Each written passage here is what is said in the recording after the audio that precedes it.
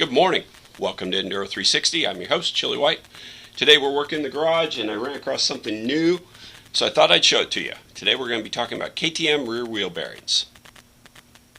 I got the video goggles sitting on my face here. Let's see how well this works out.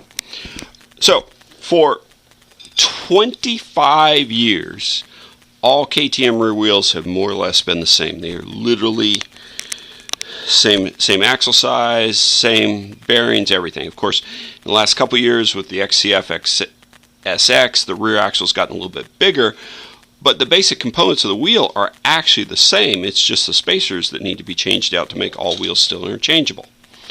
So for 10 years, this has been my bearing removal tool. This little piece of aluminum rod right here. The process: take my small sledgehammer, having removed the dust seal, the circlip with a good pair of pliers. These are channel locks from Home Depot, and I'm telling you, if you don't own a good pair of these, they're not very expensive. Go get them.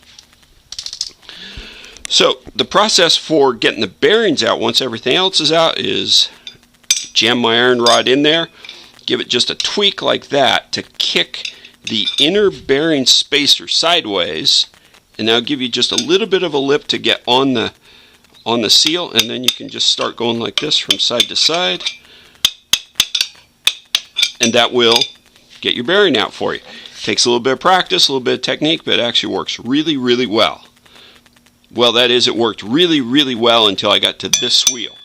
This is a 2015 450 XCW rear wheel, and after a relatively short period of time, about 100 hours, I discovered these bearings were starting to feel a little bit rough. So I thought, well, let me just take them apart and I'll grease them. That was my initial idea.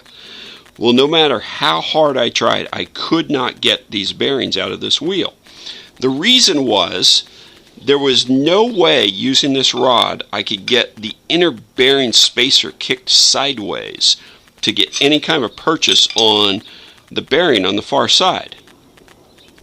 So, what did I do? Well, I finally broke down, went online, and bought myself the real bona fide Motion Pro bearing puller.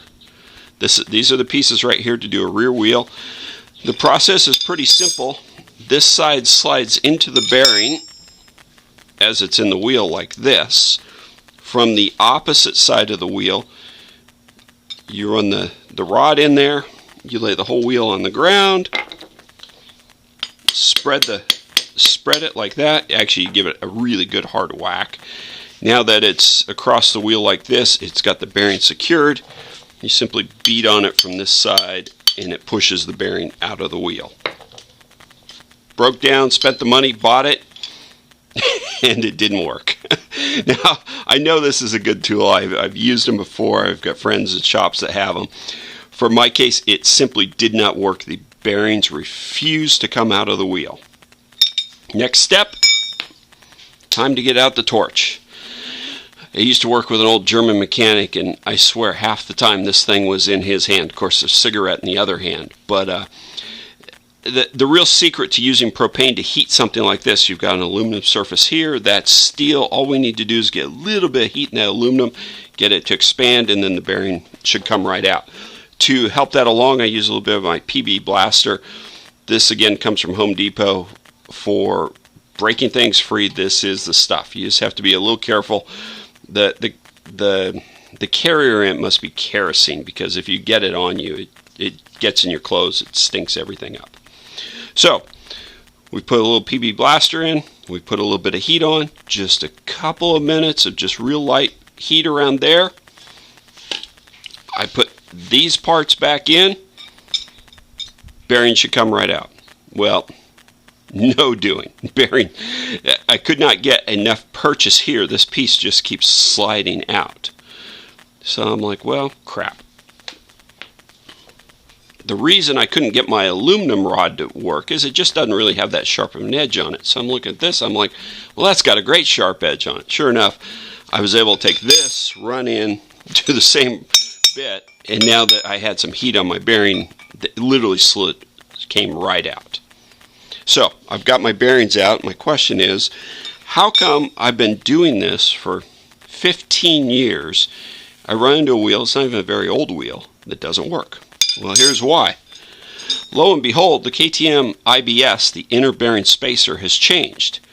It now has this little nylon sleeve that fits right here on the sprocket side that locates the spacer. So on this side it is completely fixed. On this side it will still float around a little bit. So as I was trying to push the spacer out to one side on the sprocket side, that was never going to work because it's literally locked in place. Now, why it was so tight on this side, I don't exactly know. My suspicion is that this new spacer is actually slightly long and sits just a little bit proud of the actual bearing surface. So when we get everything back together, I'm going to take a look at that. I may just take just a little bit of material off here. But there you go. That's a look at what is new after 25 years inside a KTM wheel.